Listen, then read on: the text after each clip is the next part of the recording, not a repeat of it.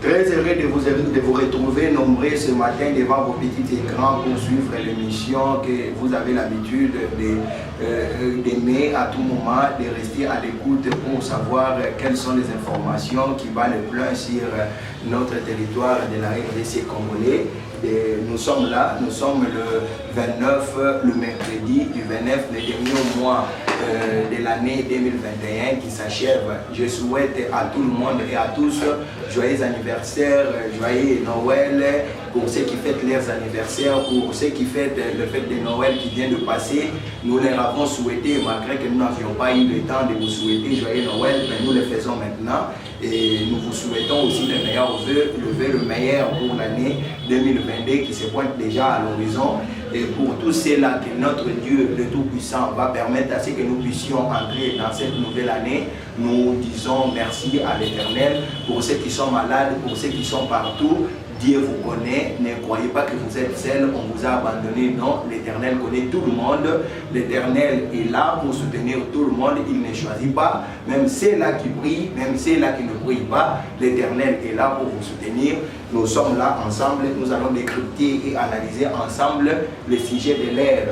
Donc nous avons des sujets phares que nous allons développer ensemble avec vous, analyser pour faire comprendre comment est-ce que les choses se passent ces derniers temps dans notre pays, la RDC, que nous aimons tant, qui n'est qu'un seul pays que nous avons, le pays de nos alliés, le pays de nos ancêtres. Nous avons le premier sujet que nous allons traiter ensemble avec vous. Et vous avez un sujet Oyo, il y a terrible, il y a le président de la République, na Mujimai, na Kabinda, na Mupomba, partout ici il y a l'équipe, tout ça là moi analyse, mais vous avez la moi synthèse.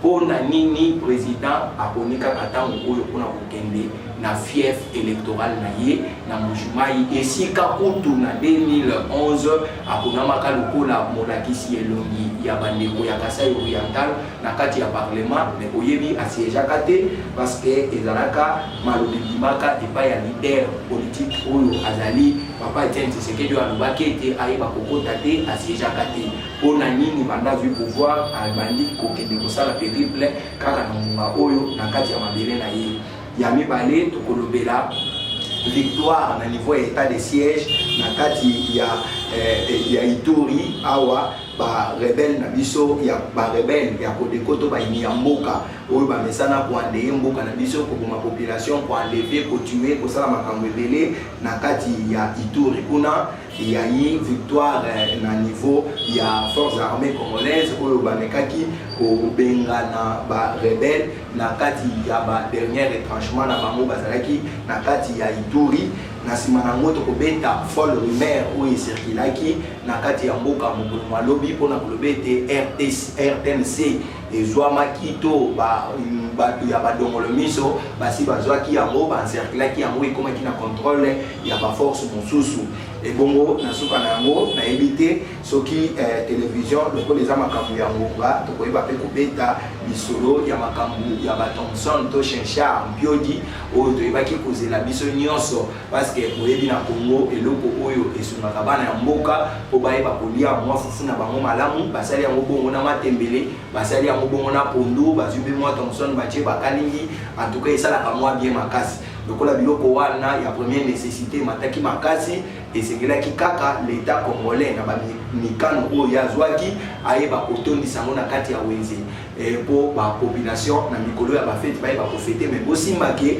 ezali kaka mpona mikolo ya bafete te en tout cas eza lokola retour ya cantine populaire oyo ezalaki kosala mauta kala sikoyo bakosala bachambre froide ya minene oyo bakobanda kotia babiloko wana po mwana mboka nyonso oyo alingi asomba to alia eloko na prix ya l'état ayeba kokende kosomba ezalaka bongo na bapays nyonso parce que bacommerçant nyonso ozomona oyo objectif na bango ezala bapakistanais ezala ba-indo-pakistanais ezala ba-libanais ezala banani soko baye na mboka na biso eza te po baya kotala elongi na biso basepela nango nono baye na mboka na biso po baluka moyen pour se faire de l'argent, bamisa la fortune, pourtant bon qui dépend na bango ba qui devait kodondwa. Normalement dans le secteur net ya social bo na ba pays a développé, ba kozi ya mboka gouvernement ezwaka charge ya biloko wana parce que na kati ya constitution ils ont reconnaître que non et sengeli ba kozi ya mboka ba iba kosala nyonso ko ba pesa population eloko ba kolia, ba pesa emai, ba pesa nyonso et sengeli parce que ba monde bazana pouvoir ya gérer. D'entrée de jeu, nous commençons directement avec le périple du président de la République au niveau de l'espace kassaïen où il est en train de faire un périple pour essayer un peu de voir sa base, sa population et travailler. Il doit aussi vous bénir. C'est comme ça que cela se passe. D'abord, après 3 ans, où il y a qui n'a qu'à pouvoir, le président de la République a côté n'a qu'à Moka, a côté Bitumba ya Est, n'a pas maluba ya campagne na où il y a Salaki, Alubaki, Ngai pour na Likambetali Est, n'a pas ça la nyonso pour Bitumba wana. Et si là, n'a tant on a na pouvoir, n'a pas répété parce que Malubo n'a pas qui a mopé des messieurs, on t'a dit pour les Kobolandaki, n'a pas ça la nyonso pour guerre et pas aussi la Nakati ya été, wana ya Est.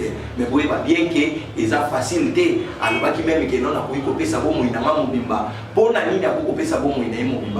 Parce que guerre wana non seulement guerre oyo ezali diligentée par les pays limitrophes mais communauté internationale ezala kati ya guerre wana pe bazwaka bénéfice na bango na kati ya guerre wana.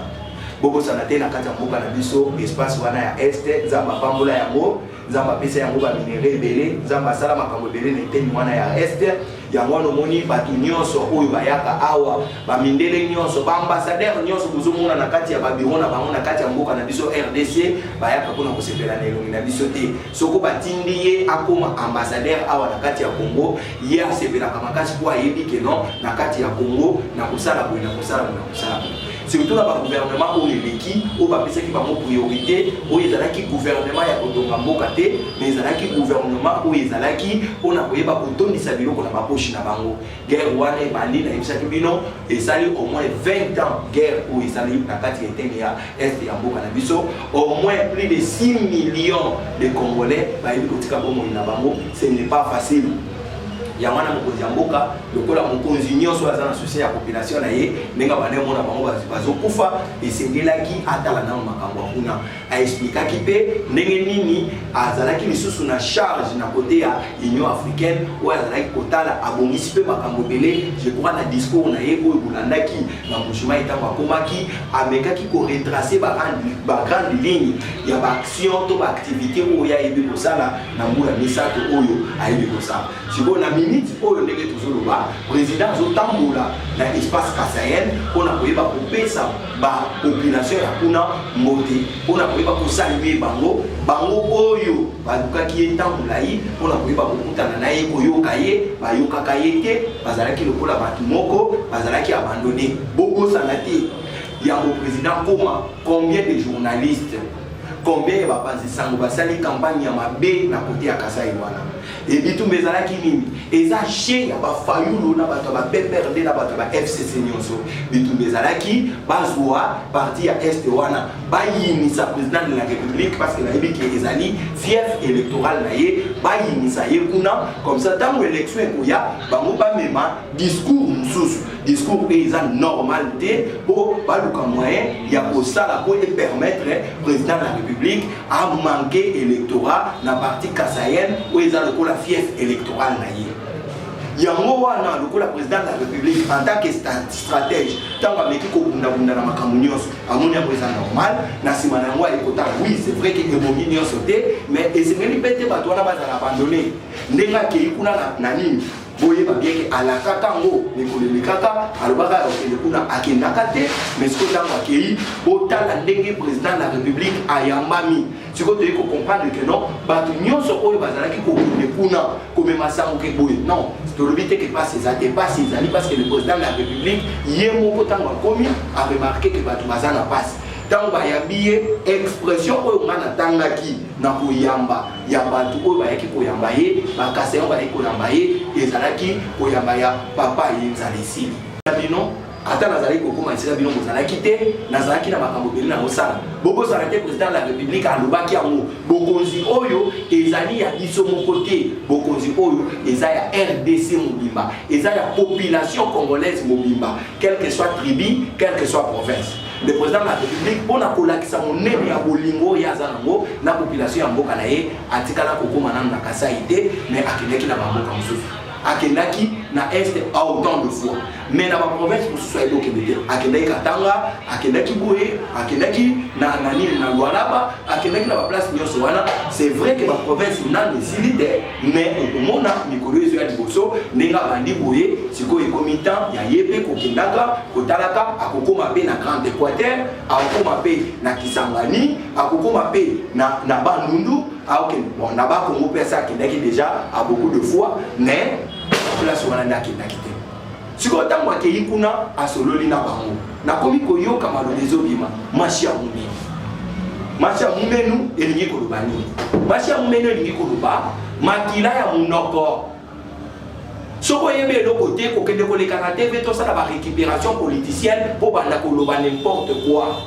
obanda koexplike eloko oyo oyebi te ndenge nauti kolanda Mike Mukebaya en tout cas tozalaka na mwa soni tozalaka mpe na mwa soni Mike Mukebaya ayaki na basentiment awa azoloba trop nga nakoti na union sacré mpo namoni baide ya président ndenge asali mais fin de compte toye komona ke ayaki kojoue jeune ayaki kojoue akanisaki ndenge banda osala badésordre na assemblée provinciale basoutenir ye mpo apesa poids epai ya moto na ye Maluvanga boyebi Maluvanga soko na tangi o wana kende kosala nini meeting na Kisangani amemi joueur akina ekuna akomi koyebisa bango ke mwana na ngako ya kobala écoutez soko za politicien même soko lukuté leki esengeli te okenda komema ba démagogie esika population azali oyebisa bango ke mwana na nga akoya kobala pana bino et laxini na discours politique elingi kolazani ke olingi bango mingi wana eza problème na kate na olobela makambo ya président de la république ndenge ya mwesali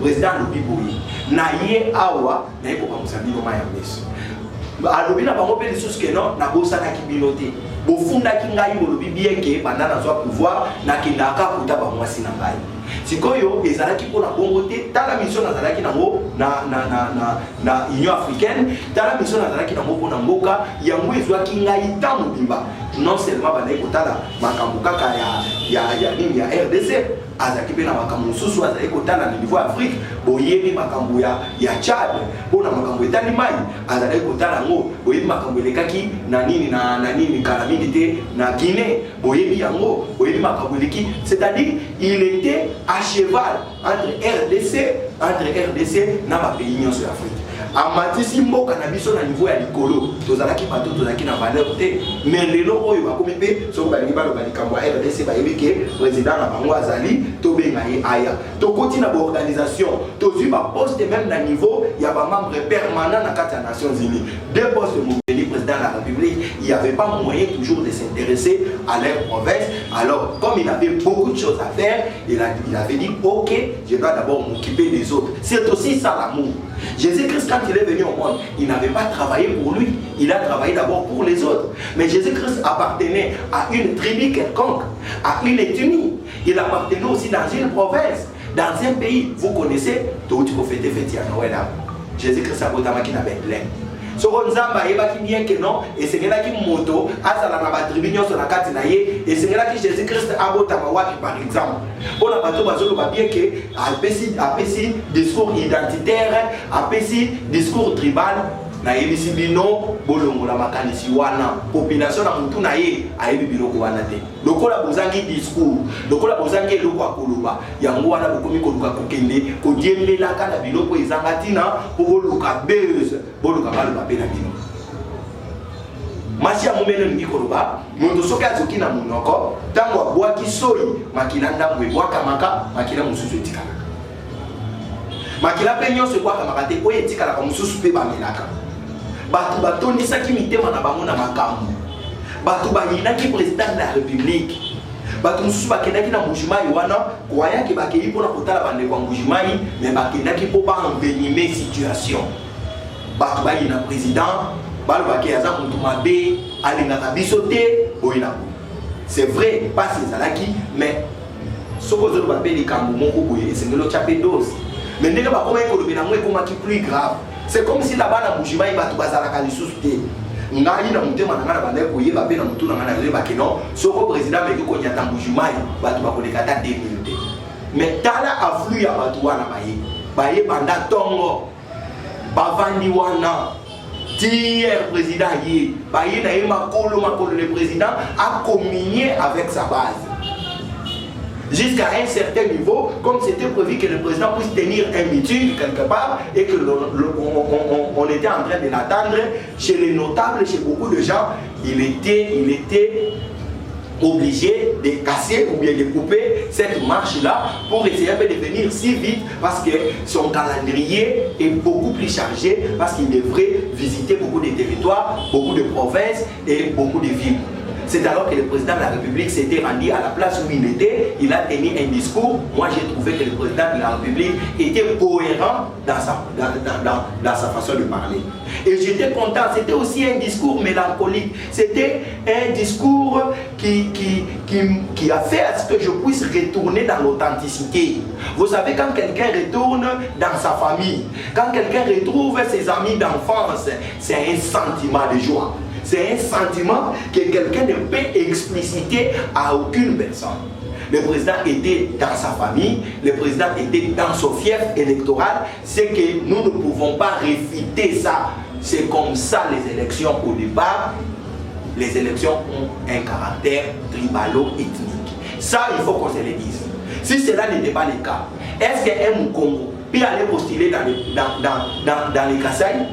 Parce que quand vous y allez, occupé que Moïka Sanji, Azaraki Nakati, Toyebi Makamobele Moïka Sanji Asala, Tobosani Lokomote, Ezala Bouchard, Ezala Moïka Sanji, Ezala tous ces gens-là, Toyebi que non, Baron de Moutouako, Mission d'État pour tous. Mais la politique est dynamique. Il y a un président le président a un cœur à l'intérieur avec une place pour tout le monde. Donc, nous soit aligné à changer. Le président de Bakiango, quand ma salle est sacrée à l'Obi, j'ai besoin de tout le monde. Nous sommes aux abana et Mboka Boya. Oyo bozana likanisi moko nanga boya to vanda to solola to bongisa mboka to zaka kana Congo oyo lokola mboka. Le président a lobby que non, kuna azana besoin ya discours militaire. Azana besoin ya koloba na batute allié à ça la passion à impact visible. Allié à ça la biloko lokola tikaki ba monta mulayi apesi ko programme akosa akokendena na kabinga na yoki a lobby. Il faut que le gouvernement provincial asomba bilanga ya la population congolaise. Parce que basali yango avec des moyens de bord, basali yango akosomba yango ateki yango na prix moko abordable et pas ya bateau, sikoyo akozwa équipe ya brigade brigade agricole oyo bakokota kuna pona kosala bilanga eza na bilanga ya leta ndenge bazosala yango na kanya makasi se ndenge bazosala yango na bakongo ndenge eza na mungata ndenge ezali na baplace ndenge na ndenge bokosala te mama Denise Kasalu asali pe oyo ayebi bilanga kuna bato bazolia masango kuna na kati ya mboka ya Kasai bosala banquette boretrouver que non situation tozalaki na ngokala ya omeka masango emati 14000 eza lisusu bongo te. Donc, le président est dans son fief où il avait été voté. Il n'a qu'à sortir la joie qui est dans son cœur. Dire que le président de Bimachi a Moumenu a voulu Bakongo. Non, non. Dans l'élection, les gens qui ont voulu, ils ont la base. Avant, il y a la base, il y a la base. Tant que vous avez bien que faire Fatia la base. Tout d'abord, il dépêche à Zalaï qui l'a fait. Azalé koyoki la bango parce que aza ici ya kuna tant siko bato wana ba yebisi que non président tolingi boyete ayoki la ki bango anda oyaki accord ya Genève ndenge moko pe bato ba votaki Félix na ki députation na Kinshasa te ba votaki na province. C'est vrai que la présidence ba yeko voter pays mobimba. Le président de la République n'a pas dit que non a otala kama makambo ya bakasaye bon makambo ya bato muso a otala te non alobi boye je suis le président de tout le monde. Le cola bino, bozali, machia moumeno, c'est-à-dire, bato oyo, boloba kimi, makila, ya monokenge koloba, bato baloba ki makamumini, babwa kila ki ba jeton, et soit qui est la carte en autres, mais oye tikali, le cola ye, ba bimisa yangote, ba mila yango, a komemela bango solution, na ba problème les anamo. Même si on va le bébé que non, va s'abattre les nana évité que finisse sa jambe, nana évite à monter. Pourquoi nous voulons voiler les faces? Fayoulou, entre guillemets, nana évité kazalaka mutabandu, na évité na évité parce que jusqu'à preuve de contraire, nan na yoka Fayoulou la betata qui Congo tenga naza o na kolo ba ki Congo ya ba Congo, soko zolo ba na koyoka, soko le bébé qui soit na koyoka. Parce que nous sommes des Congolais, ma belle soit déjà biso et constitué Zoloba, tout Congolais peut aller résider dans une autre province. De son choix, parce qu'il se trouve dans son pays et il va être là. Wana ezali makambo ngana bokoloba. Pona bato bazo spéculer sur marché Moumeno, bozana zéro parce que campagne na bino ezali détrôné. Makaniso bozolo bela na marché Moumeno wana ezali ki o bozala na moté. O bozala ki na ngo ezali ya koyini sa président na parti ya Kasai parce que boyebi que sa base électorale na bayi na ye comme ça tant élection boya bino bo kende kuna ndenge bozala ka tant encore ya Genève katanaka bo welisi boye Kinshasa bo yini ce président na ba Congo. Pour initier l'Équateur, pour initier la Kisangani. Comment voulez-vous, président, tiens, tu sais que des restes mémoire, ou à Zanakati, il y a Mabélé, l'élection en 2011, il a gagné dans le Congo, il a gagné à l'Équateur, il a gagné dans les Kassai, il a gagné au Katang. Mais moi, je ne bien qu'il y ait. Donc, c'est-à-dire, il y avait un complot, il y avait un cabane qui était en train d'être monté pour ça que notre président va y na fief électoral naïe, tant l'élection pour la président, non, na kukende kunate, natala batu mususu. Alingaka raté l'électorat, le président de la République est intelligent, il est stratège, il a compris que c'était le moment où il pouvait aller là-bas pour essayer un peu d'essuyer les larmes. Laver les cœurs de tous ceux-là qui gardaient beaucoup de choses à l'intérieur à son égard, qu'il puisse les laver et qu'il puisse partir sur de nouvelles bases pour permettre en sorte que ces gens-là soient aussi à l'aise. Naïbi bien que n'enga bandi wana et ceux qui wana te à Kokendepe na grand bandundu so ka six place wana à Kokendepe na grand Équateur na yoka ki bandi Équateur pe bazo senga président kende kuna à Kokende kuna il est dans son pays mutu nyonso so ka zongi na ngai na bala je suis chez moi mais quand je pars chez nous na zonga bébé mutako saote na zonga bébé quand j'arrive là na kovanda na libonga na bandi pembeni ya maman na simbié na lipeka Tosololi naïe, Machia Moumeno, c'est ma mère. Il a mon sang. Cette maman-là, c'est elle qui m'a mis au monde. Les sangs qui tournent en moi là, c'est les sangs que lui a versé pour moi. Alors là, on ne peut pas refuser nos origines. Nos origines doivent être respectées et c'est aussi ça. Nazoto nanam. Bato bazolo ba bien kalobi Machia Moumeno. Tant que tu as électoral, système il y a géopolitique. Et bimanani. Et bien, les locaux sont en haut, ils sont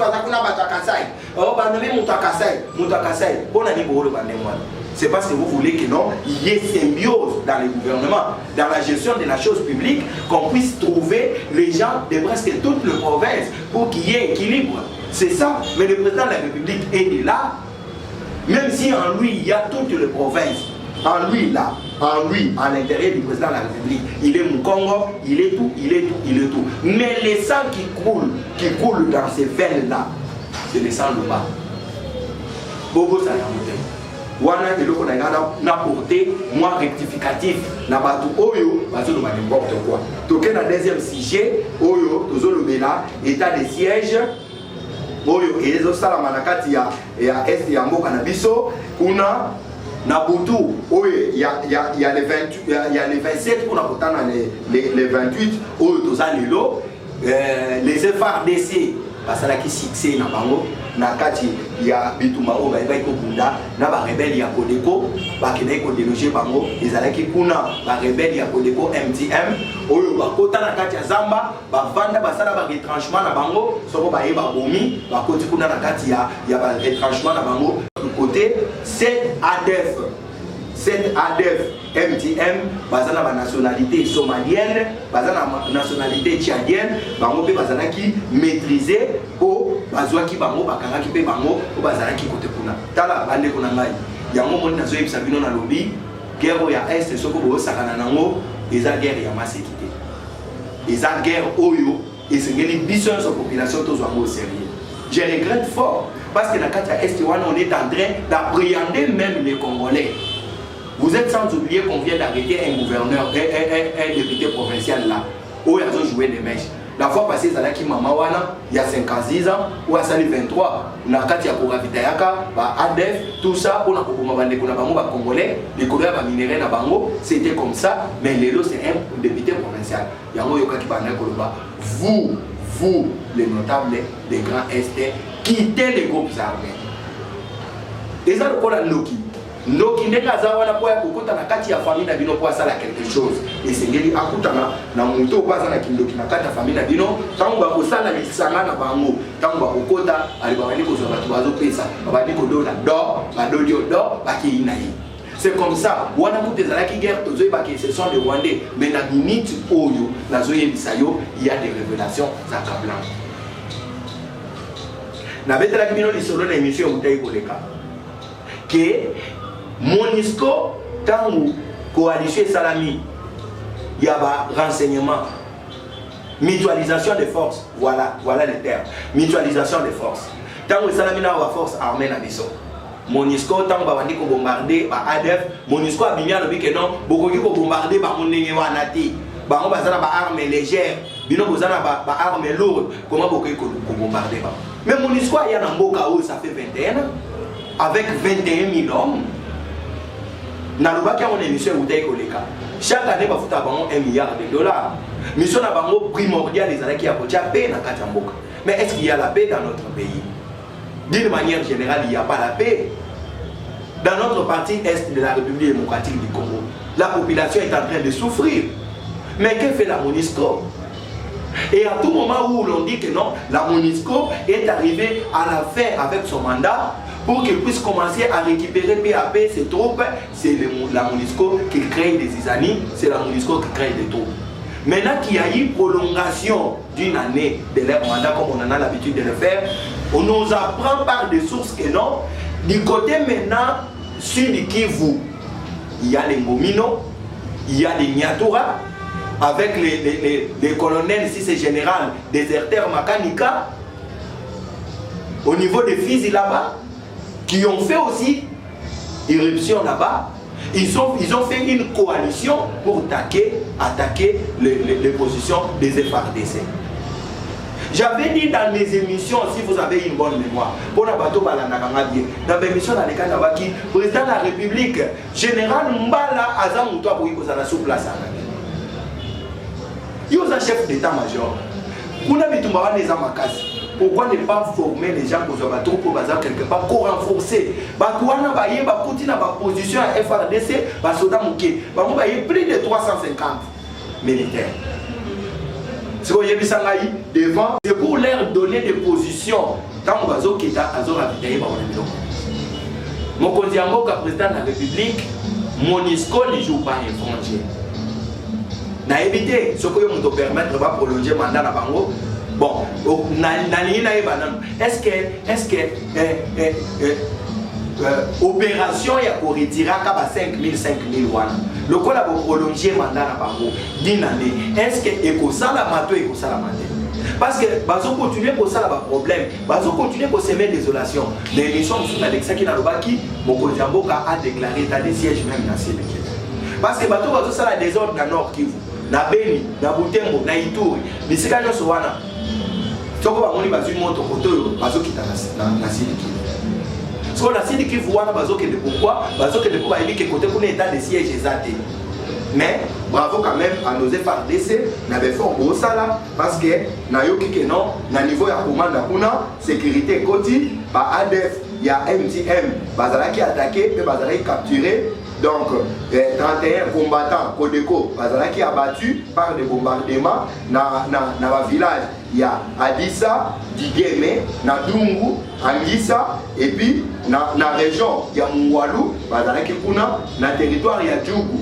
Oyo 3 étrangement, il y a Bakodeko, ils allaient récupérer. Bravo à vous, tous soutenir Bino. Na ebi bien que vous avez kaba bomo ina bino mobimba na kati ya zamba pona kokundela mboka bole mate boza na makazi na moto baki président de la république kanisela kata basi ya bandeko wana batikali wana kata Kinshasa moi kopesa bango na ta moi ba encouragement ndenge tongeli bango ba école wana na kati ya vacances bien bazotanga koluka pe kotiela bango ba ration ndenge ba Thomson e bali koya kolongonya na mokonzi ya mboka pe na ministre ya économie tozala kondima te ke kokokisama mais ekokisami longonya na yo kozwa ba encouragement kopesa na kati ya bakamp kopesa na kati ya bakamp bali ya Thomson bali ya Masango ndenge osalelaki bango makambo nyonso basala yango bali ya ekozala penza malamu mingi penza koleka nakomi kokende na suka ya émission mpona kokende koshite tozolobela makambo ya vente ya bachinchard vente ya bachinchard ekomaki lokola eloko moko boye quand moko bazokunda na camp mosusu tala même opposition yango esalama te moko te excuse bolimbisi nasalaki émission moko oyo na bandeki kotuna yo oza na opposition oyo aza na gouvernement yo ozo prétendre lobby oya kogérer gouvernement siko oyo aza na gouvernement azo gérer na bato na yo na bato ya oyo bazo soutenir ye na baoyo bazo soutenir ye natunaka question na lobby ezala fayu ezala katumbi ezala motu nyonso azo envisager kokoma président de la république olimbisi est-ce que soki ye akomi président de la république akosala te mpo bato balia akoluka misala mpona bato te mpona nini ntango baministre baosala badémarche mpona biloko ya kolia eya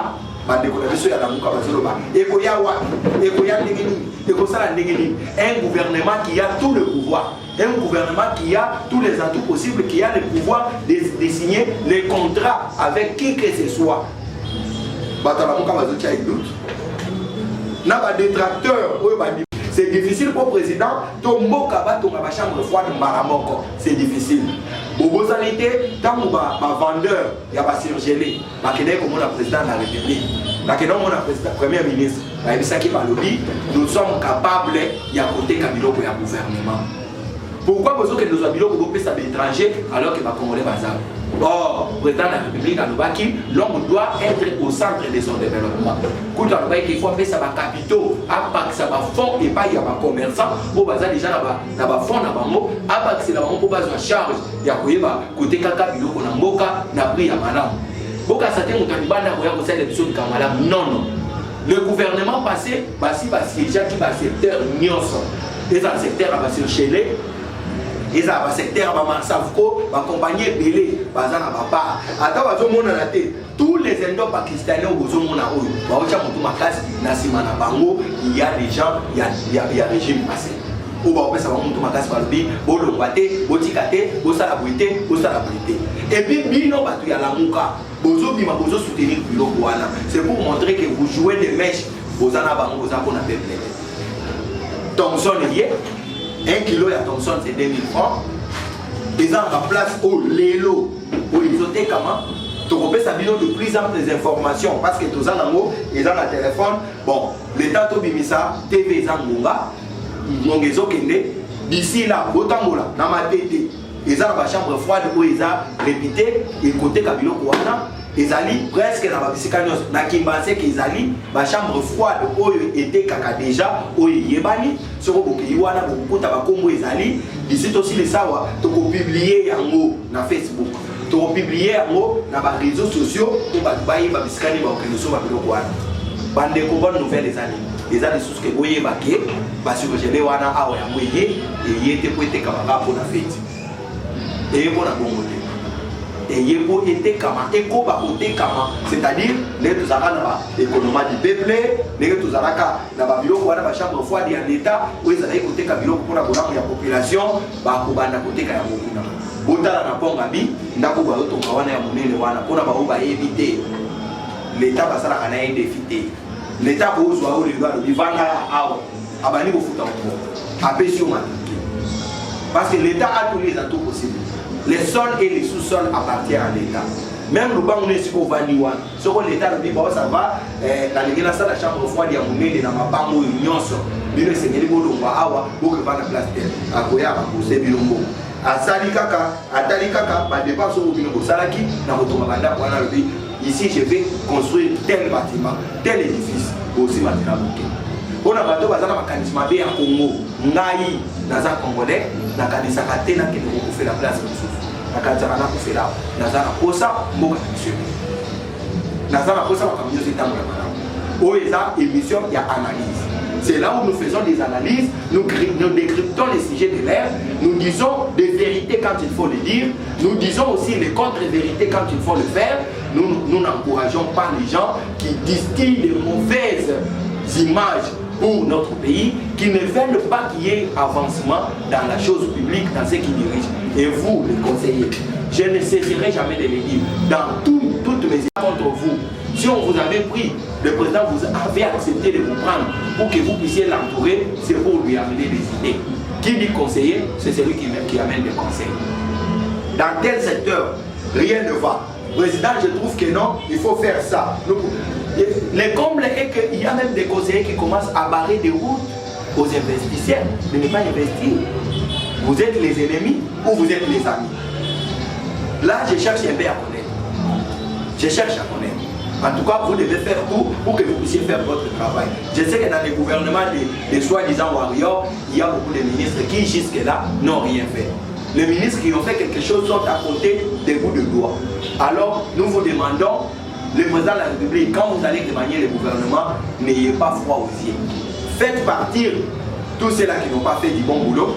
Prenez les gens qui vont vous aider dans votre vision, parce qu'en 2023, vous allez être vous-même responsable de votre bilan. Vous voyez comment est-ce qu'ils sont en train de le dire déjà. Ils le déclarent tout haut. Katoum en a dit là-bas à Kisangani, et ce monsieur de MLC qui a tenu son meeting au niveau des Kissenso là-bas, il a dit que non, et ils ne vont pas porter les bilans. Et ils disent que non, c'est le bilan de l'IDPS.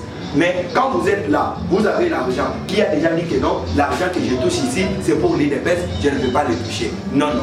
Il ne faut pas être hypocrite. Il ne faut pas haïr votre pays jusqu'à ce niveau-là. Nous souhaitons que le pays puisse aller décliner. C'est ça notre souhait. Voilà, et par rapport, il y a ma surgelée, les prix sont là. 1 kilo, il y a Thomson, c'est 2000 francs. Carton, il y a Thomson, les agotés comme à 95 000. Bah, réduire à 30%, parce que vous savez, si on va réduire, ça monte considérablement. Et ça, c'est pourquoi? Parce que bateau, bazoté, quand la chambre froide, il doit aussi récupérer quelque chose. Parce que l'État n'a pas de chambre froide.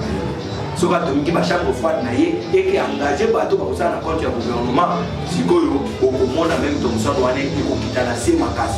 Si on a mis la terre pour dire un bon goya, un nez. Mais il y a des gens qui ont dit il y a des Thomson et il y a des ami.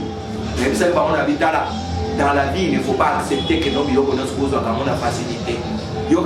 Même dans la France, dans les États-Unis, quand vous y allez, vous restez là à la maison, vous ne faites rien, on commence à venir avec les cartons de pionniers, on vous laisse, des shawarma, on vous laisse. Non, là au moins il faut te retrouver dans l'orphelinat, ou bien il faut te retrouver dans le foyer des hommes de vieillards.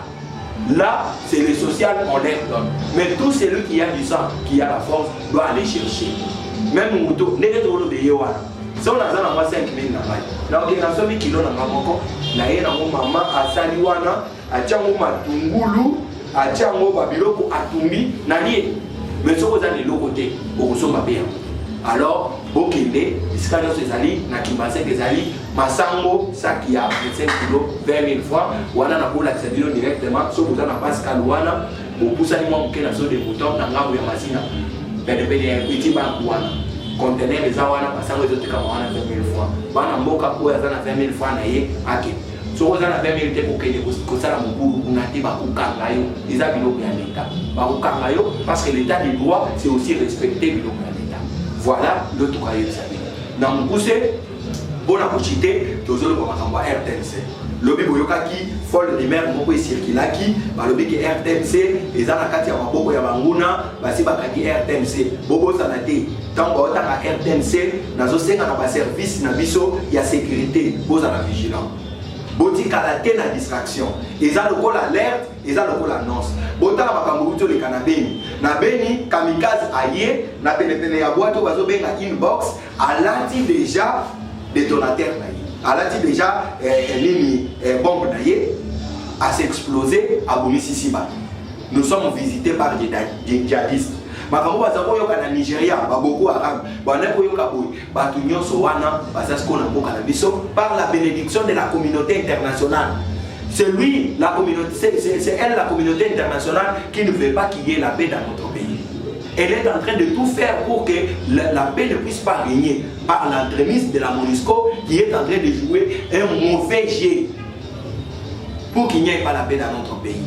Bakokipe koya au bakoko sala biloko wana be exploser tolandaki lobi na butu na kati ya RTNC bandeko basala kuna balobi bazala problème moko tala na kati ya chaîne na biso AK Info télévision AK Info oyo ebesala kopesa biso ba information ya analyse ya décryptage na kati ya chaîne na bino oyo bomesala kolanda AK Congo Marche télévision oyo soko bozala ba suggestion soko bozala na ba réclamation soko bozala na makambo ya koyebisa biso na numéro oyo ezali na ba ya etando na bino wana botala numéro wana bobenga biso koyebisa biso et bon soko bozala besoin pe ya koyeba kopesa biso ba remarque moko oyo ezotala biso par rapport ya présentation ya émission na biso numéro na biso ezali plus 243 090 47 39 932 wana eza émission na biso soko bengi okozwa ngai mais oyo eza na etando wana ya moke wana soko bengi okozwa eza numéro ya chaîne okopesa ba suggestion na yo okoloba makambo nyonso ndenge olingi mosala esalamela na kati ya chaîne na biso Congo Marche télévision oyo azo ménager effort moko te mpona koyeba kopesa biso espace po toyeba kolobela bino makambo etali mboka na biso. Joyeux Noël à vous tous, joyeux Noël à vous tous nos téléspectateurs, les gens qui ont l'habitude de nous suivre d'ici en RDC, dans le Bas Congo, dans le Mont Koto là-bas et dans Inongo, à Nyoki là-bas, à Kutumabala si vous y allez, et dans le Bas Doudou, à Kwilu, sur Kwango, tout ça, à Mungata, si vous allez à l'est là-bas, à Kamalondo, là où les gens sont en train de nous suivre, si nous pouvons sortir aussi hors du pays, dans les pays qui nous entourent, vous connaissez Rwanda, Burundi, Ouganda, en Afrique du Sud, là où les gens nous suivent parfaitement bien parce que nous avons des correspondants là-bas, et vous allez voir aussi en Europe, en France, aux États-Unis, là où nous avons aussi nos frères qui sont en train, qui nous suivent tous les jours et qui nous donnent leurs suggestions afin que nous puissions améliorer notre façon de faire les choses. Je crois que ça ne sera pas la dernière fois et les informations que je vous ai données. À vous de les manger, comme la Bible dit. J'ai mangé et j'ai rassasié. J'ai pris la parole dans toutes ses formes. Il y a le mauvais côté où nous avons critiqué. Il y a de bons côtés où nous avons analysé et il y a des points de vue que nous avions émis pour vous permettre à comprendre la réalité de ce qui se passe dans notre pays ces derniers temps. Moi et vous, nous prenons rendez-vous pour le mercredi ou le jeudi prochain où nous avons l'habitude de vous présenter cette émission avec plaisir, avec de nouveaux sujets, avec de nouvelles informations que nous allons liker les émissions, commenter s'il faut commenter, souscrivez, c'est par là que vous soutenez l'œuvre que nous sommes en train de faire. Moi et vous, nous allons nous rencontrer à la prochaine. Bye, bye, bye.